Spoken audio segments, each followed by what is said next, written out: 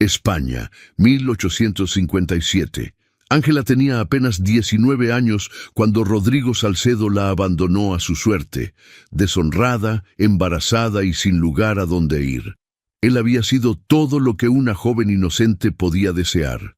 Apuesto, de palabra fácil, hijo de un comerciante próspero que frecuentaba las reuniones de las familias respetables. La cortejó durante meses con promesas susurradas en jardines discretos, con juramentos de matrimonio que parecían sinceros, con palabras que ella guardó en el corazón como tesoros sagrados. «Serás mi esposa, Ángela, te lo juro ante Dios». Y ella lo creyó. Creyó en cada palabra, creyó en cada beso robado. Creyó que el amor era suficiente para sostener el futuro que él pintaba con tanta seguridad. En un momento de entrega absoluta, de confianza ciega, se dio a él completamente, porque confiaba, porque amaba, porque creía que él cumpliría su promesa. Pero cuando Ángela descubrió que esperaba un hijo y fue a buscarlo con el corazón dividido entre esperanza y miedo, Rodrigo palideció, retrocedió y con voz fría, casi indiferente, dijo: «Yo nunca prometí nada, y tú no puedes probar lo contrario». Desapareció de la ciudad esa misma semana. Ángela quedó sola, sola con un secreto que crecía en su vientre, sola con la vergüenza que no podía ocultar, sola con la culpa de haber confiado en quien jamás lo mereció. Cuando sus padres descubrieron la verdad, no hubo comprensión, no hubo perdón, solo horror, furia contenida y una decisión rápida, implacable. Ella debía desaparecer antes de que el escándalo manchara el nombre de la familia. Y así fue como Ángela Robledo Quintana, que alguna vez soñó con ser amada, fue enviada al convento de Nuestra Señora de la Piedad, no como refugio, como castigo.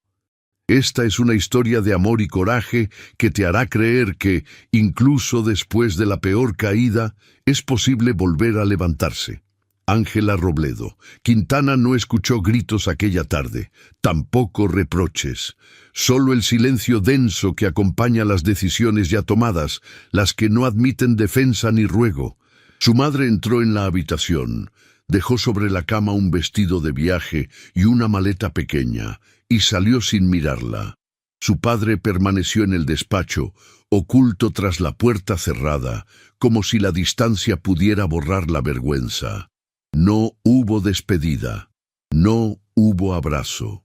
Solo la servidumbre que evitaba cruzarse con ella en los pasillos y el carruaje que esperaba en la entrada lateral de la casa, lejos de las ventanas principales, donde ningún vecino pudiera presenciar la partida.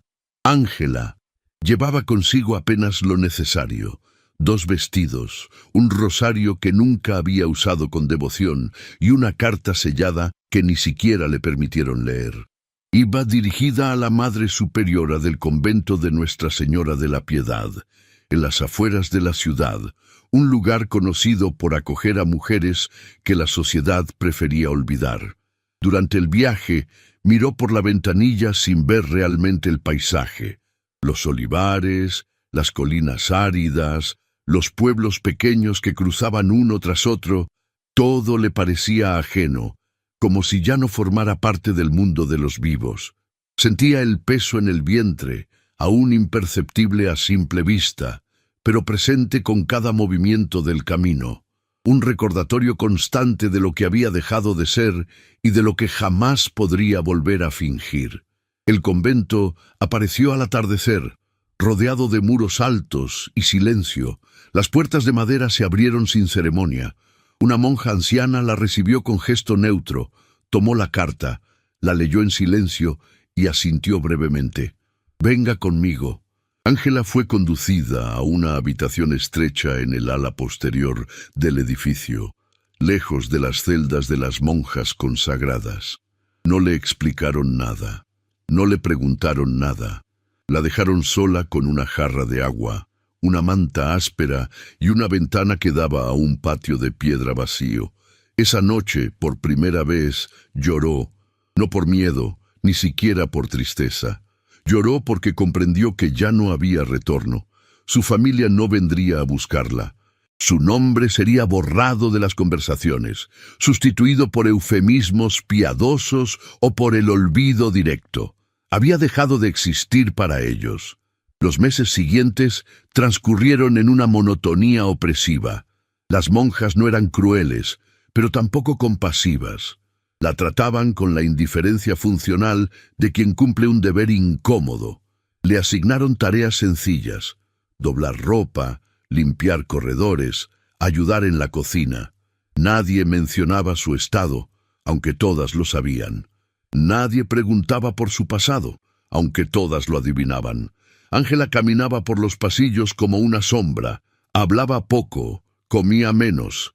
Se acostumbró al frío de las madrugadas, al sonido repetitivo de las campanas, al olor a cera y a incienso que impregnaba cada rincón. Aprendió a vivir sin esperar nada, sin desear nada, sin creer en nada más allá de la simple supervivencia diaria. Cuando el dolor comenzó, supo de inmediato que algo estaba mal. Era demasiado pronto. El cuerpo se rebeló antes de tiempo, como si rechazara aquello que debía proteger. Las contracciones llegaron violentas, desordenadas, sin la pausa que habría permitido respirar entre una y otra. La llevaron a una habitación apartada. Llamaron a una partera de la aldea cercana, una mujer de manos ásperas y mirada cansada que había visto demasiadas muertes para sorprenderse ante una más. El niño nació sin vida, tan pequeño, tan frágil, que apenas parecía humano. No hubo llanto, no hubo primer aliento, solo el silencio terrible que sigue a las pérdidas sin nombre. Ángela lo vio apenas un instante antes de que se lo llevaran. No tuvo tiempo de tocarlo, no tuvo tiempo de despedirse. Alguien lo envolvió en un paño blanco y salió de la habitación sin decir palabra. Más tarde supo que lo habían sepultado en un rincón del huerto, bajo un árbol sin flores, sin lápida, sin nombre, sin oración pública, como si nunca hubiera existido. Ella permaneció días en cama, perdiendo sangre, perdiendo fuerzas, perdiendo cualquier resto de esperanza que aún pudiera albergar. Las monjas la cuidaron con eficiencia práctica, cambiando vendas, ofreciendo caldos tibios, rezando en voz baja junto a la puerta. Pero nadie le preguntó cómo se sentía, nadie le ofreció consuelo. Cuando pudo levantarse, su cuerpo había sobrevivido. Su espíritu no. Semanas después, llegó una carta de su familia. Breve, formal, vacía de emoción. Le informaban que, habiendo pasado el incidente, podía regresar a casa si así lo deseaba. No mencionaban al niño, no mencionaban el dolor, solo ofrecían una puerta de salida condicionada al silencio perpetuo. Ángela leyó la carta 2 veces, luego la dejó sobre la mesa y salió al patio. Caminó hasta el árbol bajo el cual habían enterrado a su hijo. Se arrodilló sobre la tierra fría y cerró los ojos. No volvería, no porque los odiara, sino porque ya no tenía fuerzas para fingir que nada había ocurrido. No tenía fuerzas para sonreír en reuniones sociales, para aceptar miradas de lástima disfrazadas de cortesía, para vivir como una mujer perdonada a medias. Regresó a la Madre Superiora y le dijo, con voz tranquila, que deseaba quedarse. ¿Desea tomar los votos?, preguntó la superiora, sorprendida. No, respondió Ángela, solo deseo quedarme. La Madre Superiora la observó en silencio, como si intentara descifrar algo oculto en su mirada. Finalmente asintió. Puede permanecer como mujer laica, ayudará en las tareas del convento, tendrá alojamiento y comida, nada más. Es suficiente, dijo Ángela. Y así fue. Se convirtió en parte del lugar sin pertenecer realmente a él. Vivía entre muros que no eran prisión, pero tampoco libertad. Existía sin nombre, sin pasado, sin futuro. Solo el presente monótono, seguro, vacío. Pasaron los años. Ángela cumplió 24. Su rostro perdió la suavidad de la juventud, pero ganó una serenidad extraña, como de quien ha dejado de luchar. Usaba un vestido rosa pálido desbotado, el color permitido para las mujeres que vivían bajo protección del convento, sin haber tomado los hábitos.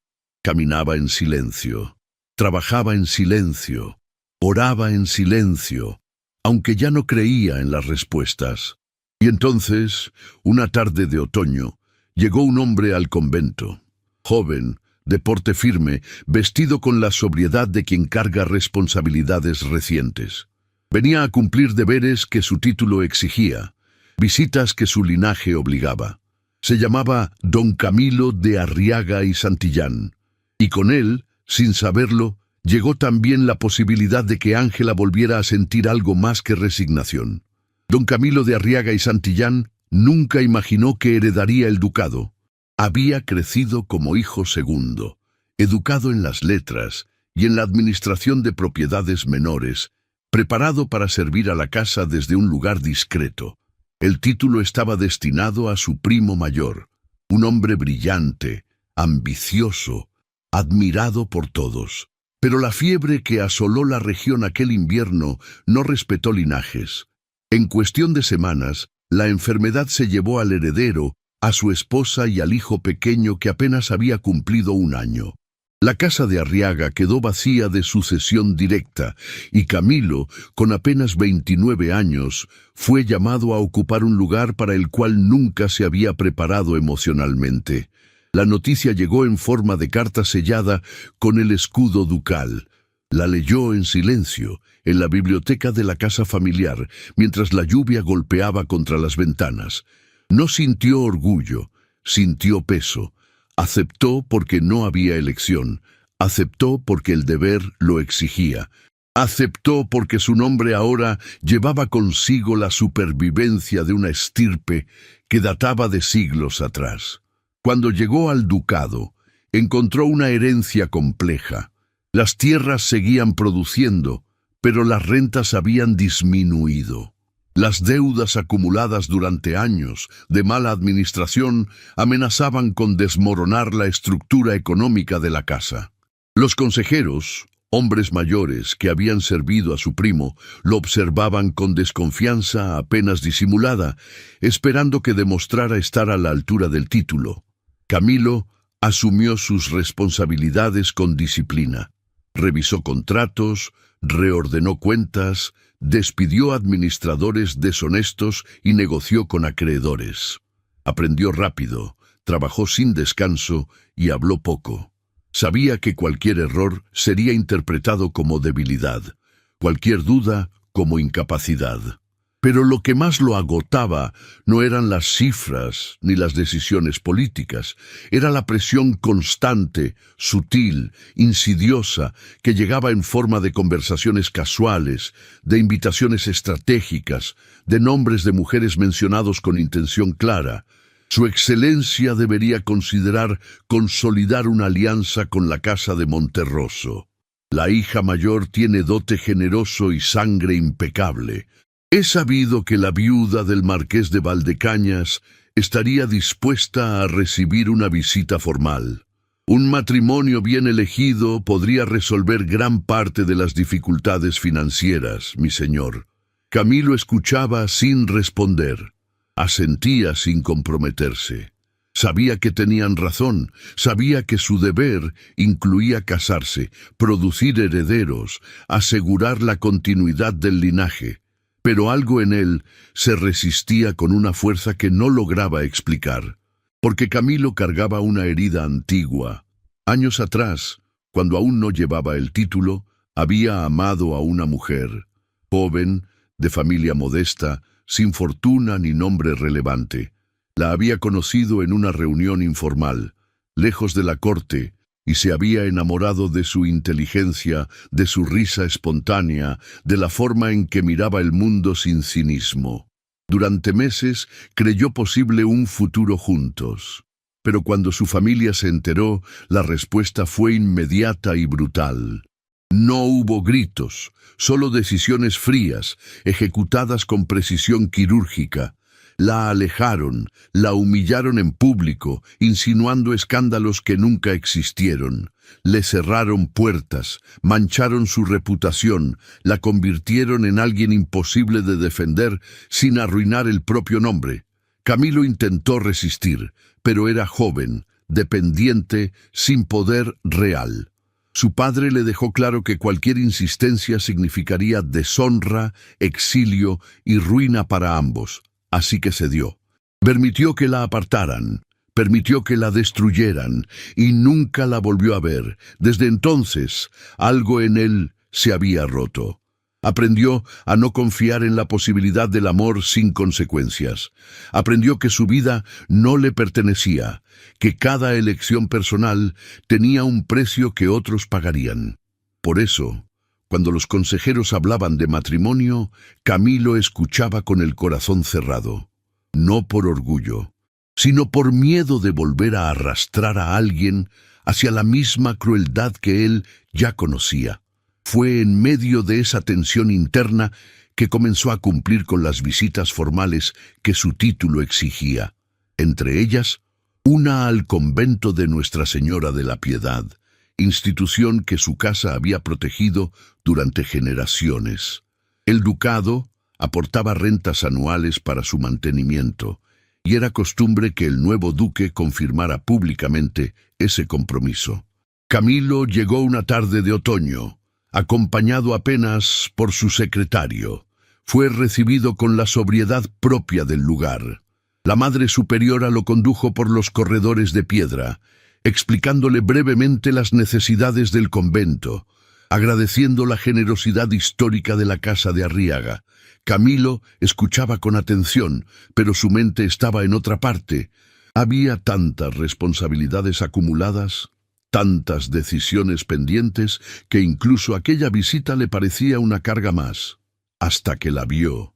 Estaba en el patio interior, arrodillada junto a un pequeño huerto, arrancando hierbas silvestres con movimientos lentos y precisos.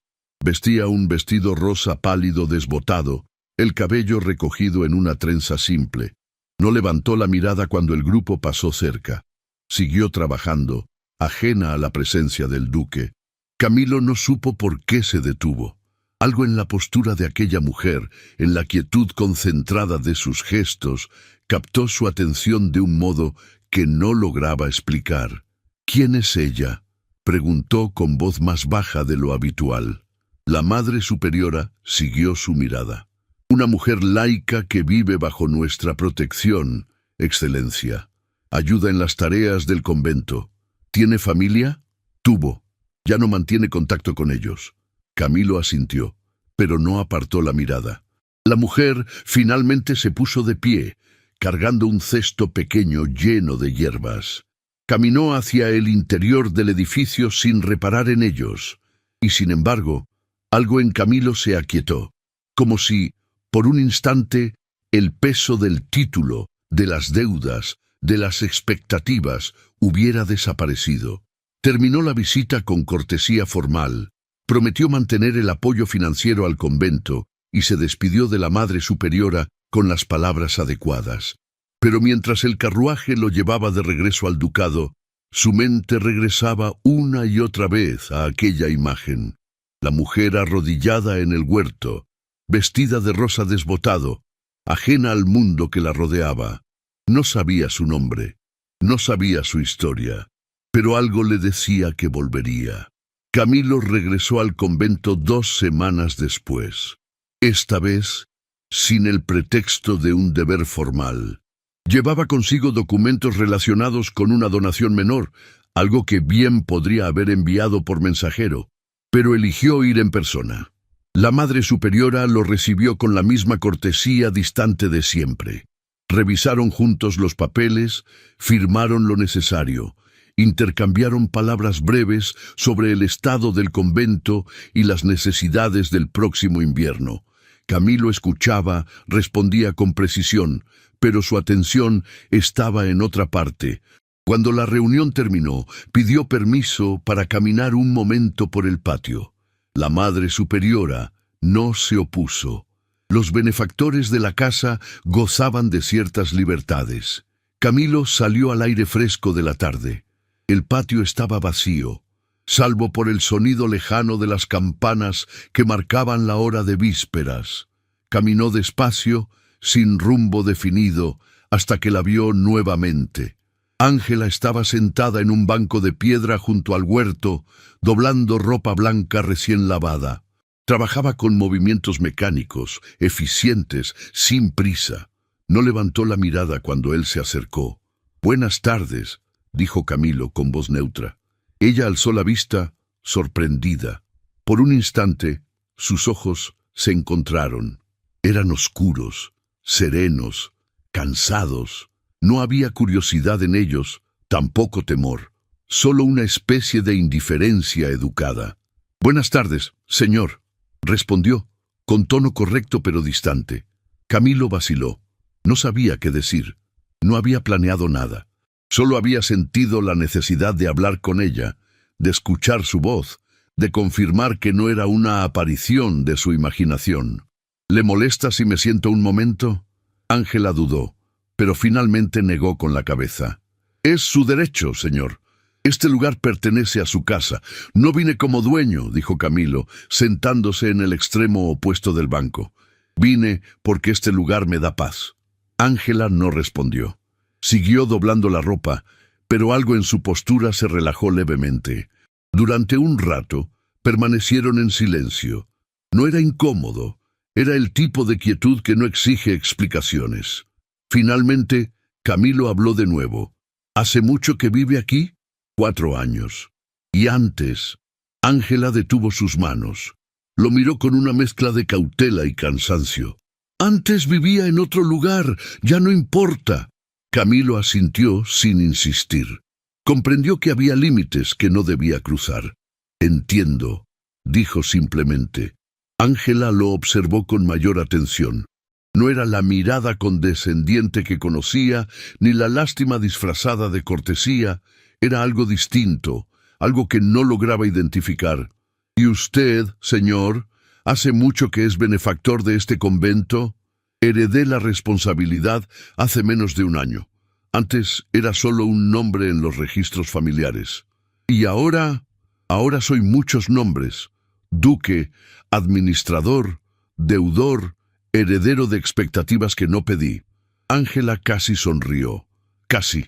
Parece que ambos llevamos títulos que no elegimos». Camilo la miró, sorprendido por la agudeza de la observación, y por primera vez en meses sintió que alguien lo veía realmente, más allá del escudo ducal. Desde aquel día, las visitas se volvieron más frecuentes. Camilo inventaba razones, revisiones de cuentas, confirmaciones de donaciones, consultas sobre reparaciones necesarias. La Madre Superiora aceptaba sus explicaciones sin cuestionar, aunque su mirada comenzaba a volverse más vigilante. Y cada vez que venía, buscaba a Ángela. A veces la encontraba en el huerto, otras en la biblioteca pequeña del convento, ordenando libros antiguos que nadie más leía. En ocasiones, simplemente cruzaban miradas en el corredor, y eso bastaba. Las conversaciones crecieron lentamente, como plantas que solo florecen con paciencia. Hablaban de cosas sencillas al principio: el clima, los libros, las estaciones. Luego, de temas más profundos: la soledad, el peso de las decisiones ajenas, la resignación como forma de supervivencia. Camilo descubrió que Ángela era inteligente, culta, observadora. Había leído más de lo que él esperaba, pensaba con claridad y hablaba con una honestidad desarmante. No intentaba complacerlo, no buscaba su favor, simplemente existía, sin máscaras, y eso lo fascinaba. Ángela, por su parte, se sorprendía a sí misma esperando sus visitas. Al principio, había sentido desconfianza. Los hombres de título nunca buscaban a mujeres como ella sin intenciones ocultas. Pero Camilo era diferente. No la miraba con lástima. No intentaba rescatarla. Solo conversaba, escuchaba, y luego se marchaba sin exigir nada. Poco a poco, algo dentro de ella comenzó a despertar. No era amor, Todavía no. Era algo más sutil, la posibilidad de que no todo estaba perdido. La esperanza de que quizás, solo quizás, merecía algo más que resignación. Un día, mientras caminaban por el sendero que rodeaba el convento, Camilo se detuvo frente a un árbol sin flores. «¿Qué hay bajo este árbol?», preguntó sin pensar. Ángela palideció. Su respiración se volvió irregular. Tardó un momento en responder. «Algo que prefiero no nombrar». Camilo la miró, comprendiendo de inmediato que había tocado algo profundo, doloroso. No insistió. Solo dijo, con voz suave, «Perdóneme. No era mi intención». Ángela asintió, sin mirarlo. Cuando finalmente habló, su voz era apenas un susurro. «Hay cosas que el tiempo no borra, don Camilo, solo las cubre con silencio». Él no respondió, pero algo en su pecho se contrajo. Reconoció en ella el mismo tipo de herida que él mismo llevaba, la que no sana, solo se aprende a cargar. Las semanas pasaron. El otoño dio paso al invierno. Las visitas de Camilo se volvieron parte de la rutina del convento. Sor Eulalia, una monja anciana de mirada lúcida, observaba con discreción. No juzgaba, pero comprendía. Una tarde, mientras Ángela ayudaba en la cocina, Sor Eulalia se acercó. «Ese hombre viene por usted», dijo, sin rodeos. Ángela dejó de cortar verduras. «Viene por deber», respondió, sin convicción. «Viene porque encuentra en usted algo que el mundo de afuera no le ofrece, y usted también lo busca». Ángela bajó la mirada. «No tengo derecho a buscar nada. El derecho lo da el corazón, hija, no la sociedad». Ángela no respondió, pero las palabras de Sor Eulalia quedaron flotando en su mente, como una semilla que aún no decide si germinar. Camilo, mientras tanto, enfrentaba sus propias batallas internas. Sabía que lo que sentía por Ángela iba más allá de la simple simpatía. Sabía que cada visita lo alejaba un poco más del deber que su familia esperaba, pero no podía detenerse, porque con ella, por primera vez en años, no sentía el peso del título, no sentía la culpa del pasado, solo sentía algo cercano a la paz. Una tarde, mientras se despedían en el patio, Ángela lo miró directamente a los ojos. «¿Por qué sigue viniendo, don Camilo?». Él vaciló. Podría haber mentido, podría haber inventado una razón formal, pero algo en la mirada de ella pedía verdad, porque aquí no tengo que fingir ser quien no soy. Ángela sostuvo su mirada un momento más. Luego, sin decir nada, asintió levemente, y en ese gesto silencioso, ambos comprendieron que algo había cambiado, algo frágil, peligroso, inevitable, algo que ninguno de los dos sabía aún cómo nombrar. La verdad llegó sin aviso, como suelen llegar las cosas que cambian el rumbo de una vida. Fue Sor Eulalia quien, sin malicia pero con claridad implacable, le reveló a Camilo el pasado de Ángela. No lo hizo por crueldad, sino porque consideró que él tenía derecho a saber antes de que sus sentimientos lo comprometieran más allá de lo prudente. Ocurrió una tarde lluviosa, cuando Camilo llegó al convento empapado, y Sor Eulalia lo condujo a una sala pequeña para que se secara junto al fuego. «Don Camilo, sé que no es mi lugar decir esto, pero mi conciencia me obliga. Esa mujer por la que pregunta cada vez que viene, no es quien usted imagina». Camilo frunció el ceño. «¿A qué se refiere?». Sor Eulalia suspiró. «Llegó aquí hace 4 años, enviada por su familia. Estaba embarazada. Perdió al niño en un parto prematuro. La familia le ofreció regresar, pero ella se negó. Vive aquí desde entonces, no por vocación, sino porque no tiene otro lugar a donde ir». El silencio que siguió fue denso, pesado. Camilo sintió que algo se quebraba dentro de él, no por juicio moral, sino por reconocimiento doloroso. Ángela había sido víctima del mismo sistema que él conocía demasiado bien. Había sido apartada, castigada, olvidada, igual que la mujer que él había amado años atrás. «¿Ella sabe que usted me lo dijo?», preguntó finalmente. No, pero debería saberlo por usted, no por rumores. Camilo asintió despacio. Cuando la monja salió, permaneció inmóvil frente al fuego. Comprendió que lo que sentía por Ángela no era casualidad, era reconocimiento. Ella llevaba la misma herida que él, solo que desde el otro lado de la crueldad, y eso lo aterraba, porque sabía que amarla significaba enfrentarse nuevamente a la misma batalla que ya había perdido una vez. Ángela descubrió la verdad sobre Camilo de forma igualmente abrupta. Fue la Madre Superiora quien, preocupada por la frecuencia de las visitas y por los rumores que comenzaban a circular, decidió intervenir. Llamó a Ángela a su despacho una mañana fría. No hubo preámbulos. ¿Sabe usted quién es el hombre que la busca cada semana? Ángela parpadeó, confundida. Un benefactor de la casa, madre, es don Camilo de Arriaga y Santillán, duque de Arriaga, heredero de una de las casas más antiguas del norte, un hombre con responsabilidades que van más allá de lo que usted o yo podemos imaginar. Ángela sintió que el suelo se movía bajo sus pies.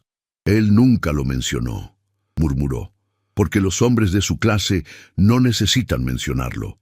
Y usted, hija, no puede permitirse olvidar quién es usted y quién es él. Ángela bajó la mirada. No he olvidado nada, madre. Entonces recuerde también esto.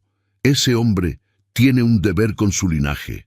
Necesita una esposa de sangre limpia, sin escándalos, sin pasado, y usted no puede ofrecerle eso. Las palabras fueron dichas sin crueldad, pero dolieron como cuchillos. Ángela salió del despacho con la respiración entrecortada, el pecho apretado, la mente nublada. Había comenzado a creer, había comenzado a esperar, y ahora comprendía que había sido una tonta. El enfrentamiento entre Camilo y Ángela ocurrió días después, en el patio del convento, bajo un cielo gris que amenazaba tormenta. Camilo llegó como siempre, pero esta vez encontró a Ángela esperándolo junto al huerto. Su postura era rígida, distante. «Ángela», dijo, acercándose. Ella dio un paso atrás. «No debería seguir viniendo, Excelencia». El título sonó como una barrera levantada entre ambos. Camilo se detuvo. «¿Excelencia? ¿Desde cuándo me llama así? Desde que supe quién es usted realmente». Camilo cerró los ojos un momento. «Debí decírselo. Lo sé, pero no quería que eso cambiara lo que teníamos». «¿Y qué teníamos, don Camilo?», preguntó Ángela, con voz temblorosa. «¿Conversaciones prestadas? ¿Momentos robados que nunca podrían ir a ninguna parte?» «Teníamos verdad», respondió él, con voz firme. «Algo que no he encontrado en ningún otro lugar. La verdad no es suficiente cuando el mundo entero está en contra». Camilo dio un paso hacia ella. «¿Y si no me importa el mundo? Debería importarle», dijo Ángela con los ojos brillantes. «Porque usted tiene un nombre que proteger, un linaje que preservar, un futuro que no me incluye. ¿Y si elijo incluirla?» Ángela negó con la cabeza conteniendo las lágrimas. «Usted no puede elegirme. Yo soy la mujer que fue expulsada por su familia, la que perdió un hijo que nunca debió existir, la que vive aquí porque no tiene otro lugar. No soy digna de su nombre, don Camilo, y usted lo sabe». «No me importa lo que el mundo diga sobre dignidad», dijo Camilo con voz rota. «Me importa lo que siento cuando estoy con usted». Ángela lo miró con una mezcla de dolor y ternura. «Entonces, olvide lo que siente, porque yo no puedo ser la razón por la que usted pierda todo». «Ya perdí todo una vez», confesó Camilo. «Permití que destruyeran a alguien que amaba porque no tuve el valor de enfrentarlos. Y he cargado esa culpa todos estos años. No voy a repetir ese error». Ángela sintió que algo dentro de ella cedía, pero no podía permitirse caer. «No otra vez. Entonces sea más fuerte que yo, don Camilo, y váyase». Él la miró largo rato. Quiso decir algo más. Quiso prometerle que encontraría una forma, pero las palabras no salieron, porque sabía que ella tenía razón. Sabía que el mundo no perdonaba. sabía que amar era condenar. Finalmente, asintió despacio. Se dio la vuelta y caminó hacia la salida del convento. Ángela lo vio alejarse con el corazón partido. Había hecho lo correcto, lo sabía, pero lo correcto dolía más que cualquier error que hubiera cometido antes. Esa noche, Camilo regresó al ducado vacío y silencioso. Se encerró en su despacho y permaneció allí hasta el amanecer, mirando el fuego consumirse lentamente. Los consejeros comenzaron a presionar con mayor insistencia. Había una candidata ideal, joven, de buena familia, con dote suficiente para sanear las finanzas ducales. Solo faltaba que él aceptara el compromiso formal. Camilo escuchaba, asentía, dejaba que hablaran, pero cada palabra lo alejaba más de sí mismo. Ángela, por su parte, volvió a la rutina del convento como si nada hubiera pasado. Trabajaba en silencio, oraba sin fe, existía sin vivir. Sor Eulalia la observaba con tristeza. «¿Hiciste lo correcto, hija?» «Hice lo necesario», respondió Ángela. «No siempre es lo mismo». Ángela no respondió, porque sabía que la anciana monja tenía razón, pero también sabía que no había otra opción. El mundo no perdonaba, y ella ya había aprendido esa lección de la forma más dolorosa. Los días que siguieron fueron los más largos que Camilo había vivido desde que asumió el ducado. Dejó de visitar el convento, no porque hubiera dejado de pensar en Ángela, sino precisamente porque no podía dejar de hacerlo. Cada mañana despertaba con su nombre en la mente. Cada noche se dormía recordando la última vez que la había visto de pie en el patio, pidiéndole que se marchara, y él había obedecido, como siempre obedecía. Los consejeros aprovecharon su silencio, interpretaron su quietud como aceptación. Comenzaron a hablar abiertamente del matrimonio con la hija del marqués de Villarreal, una joven de 19 años, educada en un convento de clausura, sin escándalos en su historial, con un dote generoso y conexiones políticas útiles. «Es la opción más sensata, Excelencia», decía don Esteban, el administrador principal. «La casa necesita estabilidad, los acreedores necesitan garantías, y su linaje necesita herederos». Camilo escuchaba sin responder, firmaba documentos, atendía reuniones, cumplía con cada deber que su título exigía, pero por dentro se estaba rompiendo. Una tarde, recibió una carta formal de la familia Villarreal. En ella, el marqués expresaba su honor ante la posibilidad de unir las dos casas y solicitaba una reunión para discutir los términos del compromiso. Camilo dejó la carta sobre el escritorio. La miró durante horas. Sabía que si la respondía afirmativamente, estaría cerrando una puerta para siempre. Tomó la pluma, mojó la punta en tinta, acercó el papel y no pudo escribir. La mano le temblaba, no de duda, sino de rechazo visceral. Cada fibra de su ser se rebelaba contra aquella decisión. Dejó la pluma, salió del despacho. Caminó por los pasillos vacíos del ducado, sintiendo el peso de los retratos ancestrales que lo observaban desde las paredes. Generaciones de hombres y mujeres que habían cumplido con su deber, que habían sacrificado su felicidad por el nombre. ¿Y qué habían logrado? ¿Qué quedaba de ellos, más allá de un título heredado y una fortuna dilapidada? Camilo se detuvo frente al retrato de su abuelo, un hombre severo, de mirada dura, que había muerto solo, amargado, rodeado de riqueza, pero vacío de amor, y comprendió que no quería convertirse en eso.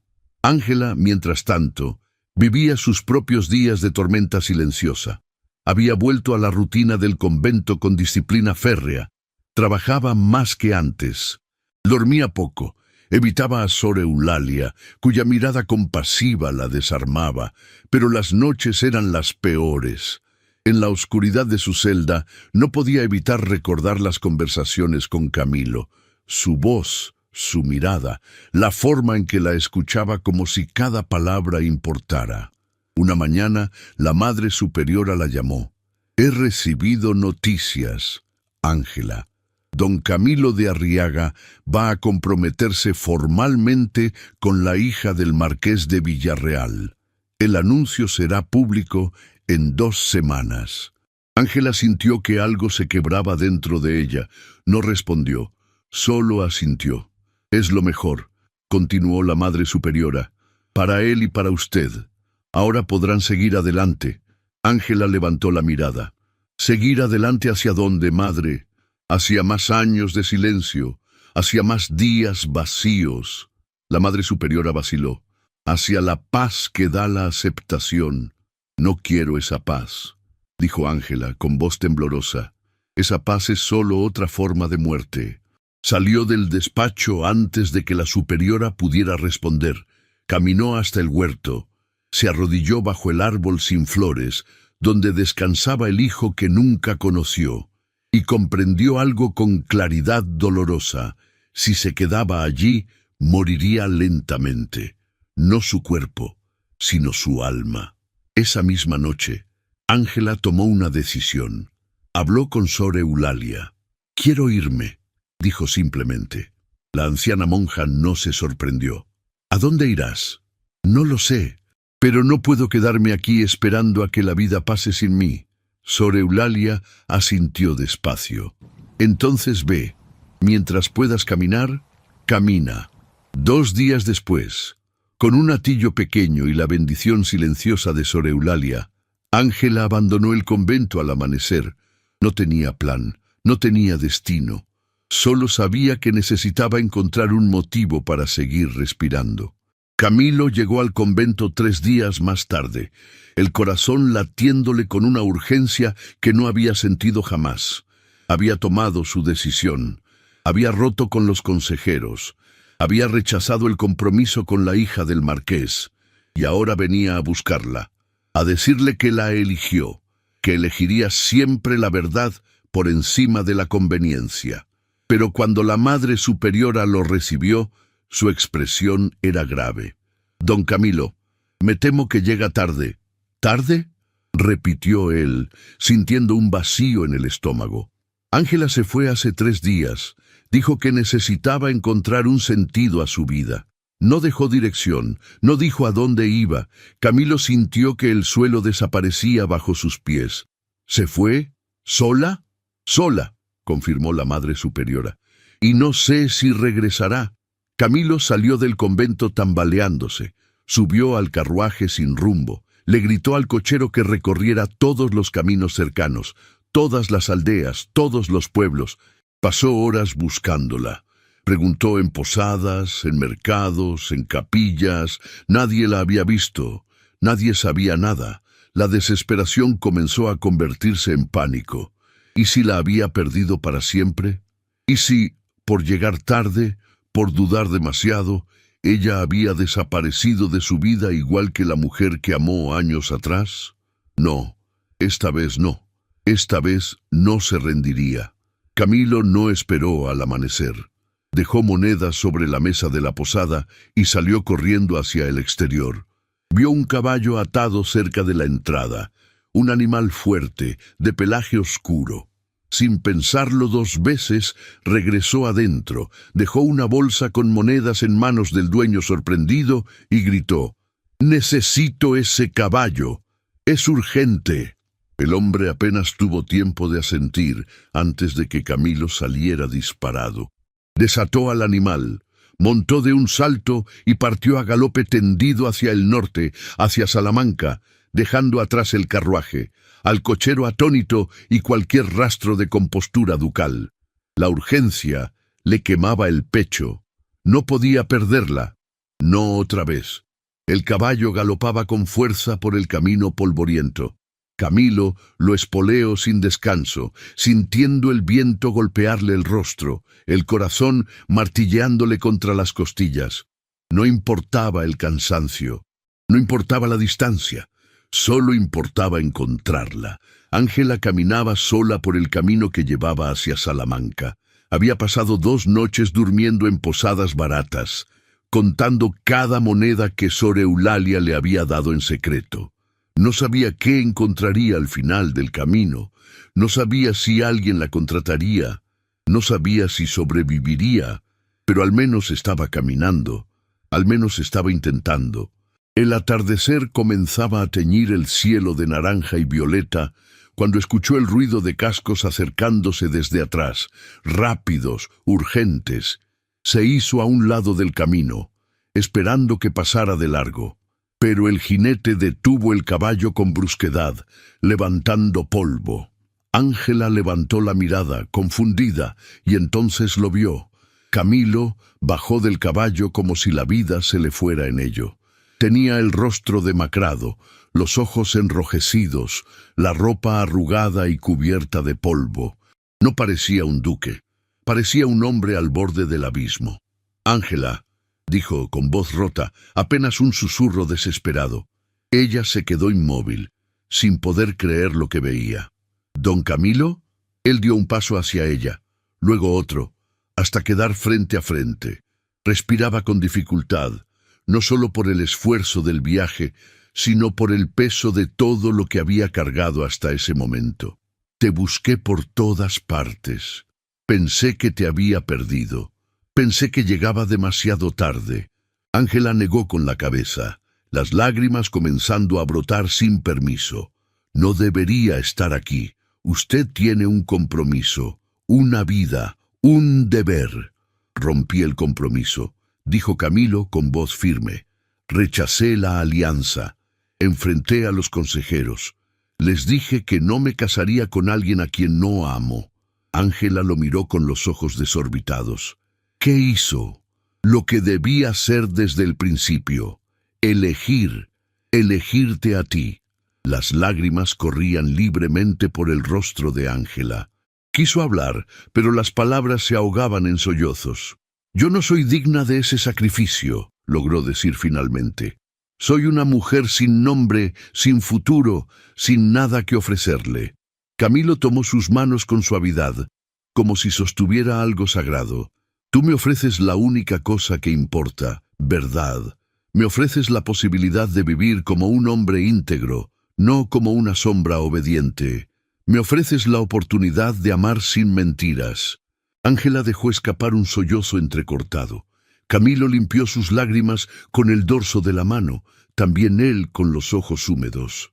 «Ángela, no te pido que vuelvas al convento, no te pido que vivas escondida, te pido que camines conmigo, lejos del ducado, si es necesario, lejos de todo lo que nos juzga, pero juntos».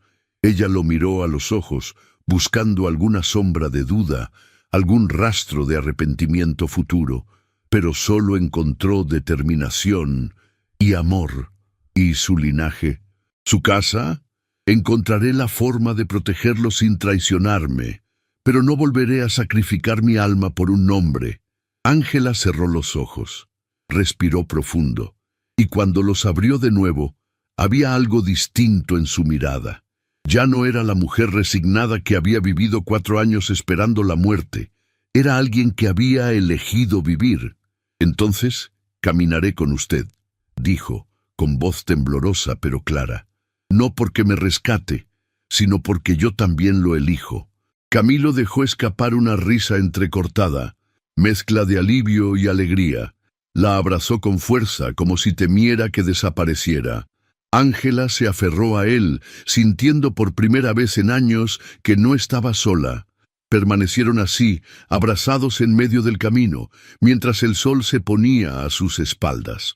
2 meses después, Camilo y Ángela se casaron en una capilla pequeña, lejos de la corte, sin pompa ni títulos. Asistieron apenas Sor Eulalia, el párroco local y 2 testigos del pueblo. No hubo baile. No hubo anuncios públicos, no hubo bendición ducal, pero hubo verdad, hubo dignidad, hubo amor elegido conscientemente contra todo pronóstico. Camilo renunció formalmente al ducado en favor de un primo lejano. Conservó una propiedad menor, suficiente para vivir con modestia pero sin lujos. Aprendió a administrar la tierra con sus propias manos. Aprendió a vivir sin el peso del título. y descubrió que era más libre siendo simplemente Camilo que cuando llevaba todo el peso de Arriaga sobre los hombros. Ángela floreció lentamente. No olvidó su pasado, pero dejó de cargar con él como condena. Escribió, leyó, ayudó en la educación de los niños del pueblo, volvió a sonreír sin culpa. Una tarde, mientras caminaban juntos por el campo que ahora llamaban hogar, Ángela se detuvo. ¿Alguna vez se arrepiente?, preguntó mirándolo con seriedad. Camilo negó con la cabeza. Nunca. ¿Y tú? Ella sonrió. Una sonrisa verdadera, luminosa, libre. Nunca. Y siguieron caminando tomados de la mano bajo un cielo abierto que ya no les pesaba. Habían perdido nombres, habían perdido títulos, habían perdido el mundo que los había formado, pero habían ganado algo que el mundo nunca les pudo dar, la libertad de ser ellos mismos, juntos. Gracias por llegar hasta aquí conmigo. Si esta historia te tocó el corazón, suscríbete a Cuentos de Amor de Época y activa la campanita para recibir más relatos como este. Déjame saber en los comentarios con cuál de los dos personajes te identificaste más. Me encanta leer tus experiencias y saber cómo te hizo sentir esta historia. Y para que yo sepa que llegaste hasta el final, escribe la palabra redención en los comentarios. Antes de irte, revisa el comentario fijado donde encontrarás una playlist llena de historias hermosas que te acompañarán en tus momentos de descanso o mientras haces tus tareas del día. Mil gracias por tu compañía y que Dios te bendiga siempre.